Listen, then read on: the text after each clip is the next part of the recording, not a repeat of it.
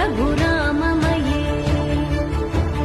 सुमुखं सुहृदं सुलभं सुखदं स्वनुजं च सुखाय ममोघशरम्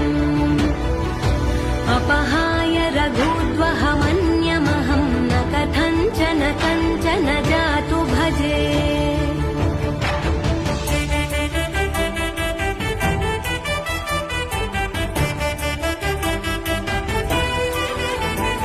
विना वेङ्कटेशं ननाथो ननाथः सदा वेङ्कटेशं स्मरामि स्मरामि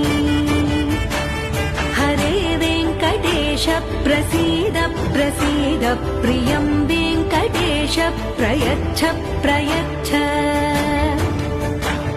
विना